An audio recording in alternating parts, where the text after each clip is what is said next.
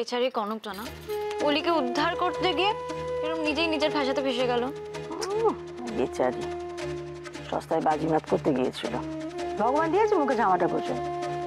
যা মাম্মি এভাবে বলো না, ও তো এই চৌধুরী পরিবারের পরিত্রাতা হতে চেয়েছিল না।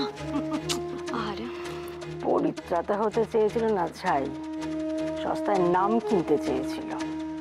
তুমি কেন দুঃখ করছো? তুমি ওই কথাটা ভুলে গেছো, যেমন কর্ম তেমন ফল। মা মেয়ে দুজনের বড্ড দেমাক। ঠেলা সামলাও। ছি ছি ছি ছি ছি ছি ছি ছি বিদিশা, এটা বলতে তোমার মুখে এতটুকু বাঁধলো না?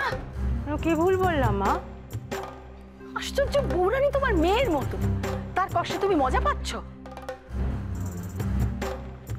মা এটা তো মজা পাওয়ার কিছু নেই, আমি কর্মফল একটা। থামো তুমি, আমার অবাক লাগছে ভাবতে বিদিশা, যে একটা মেয়ে ওখানে যন্ত্রণায় ছটফট করছে, তোমার মেয়ের মতো একটা মেয়ে, আর তুমি এখানে বসে মনের আনন্দে ফল খাচ্ছ আর আড্ডা দিচ্ছ।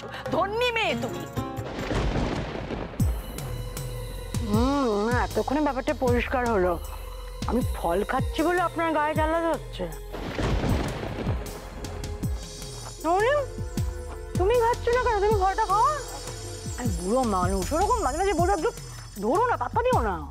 কি কি বললে তুমি?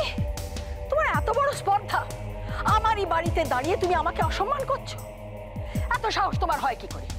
তুমি জানো, ইচ্ছে করলে আমি এক্ষুনি এখান থেকে তোমার। এখন এত ঝাঁঝ আসে কোথা থেকে? হ্যাঁ, বাড়ি তো মা বাবা নেই। দেখো, হেয়ারি না করে পরিষ্কার করে বলো কি বলতে চাইছো। আপনার নাত বউ নার্সিংহোমে শুয়ে শুয়ে তো বিল বাড়াচ্ছে। এত টাকা মেটাবেন কোথেকে ভেবে দেখেছেন?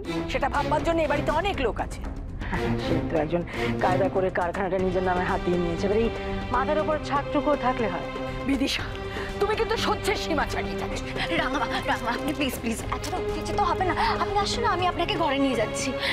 আসলে রাঙা কি বলুন তো, মানে কথায় কথা বাড়বে তো, আর চারিদিকে এত দুঃখ কষ্ট, তাই আমরা দুজনে কথা বলে একটু নিজেদের মন হালকা করছিলাম।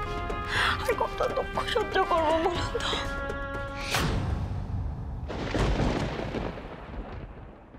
আচ্ছা কেন এরকম হলো বলো তো? কি দোষ করেছি আমি? আচ্ছা কে বললো বলো তো তুমি দোষ করছো? কে বললো? কপাল, কপালে ছিল তাই ঘটেছে। ভগবান এভাবে আমাদের সবার পরীক্ষা নিয়ে থাকেন। আর কত পরীক্ষা নেবেন উনি? ওর এই অবস্থা আমি সহ্য করতে পারছি না চোখে। আচ্ছা কত কত সহ্য করা যায় এই দৃশ্য, তোমরা বলতে পারো? এত বড় একটা আঘাত সহ্য করতে তো সময় লাগবেই।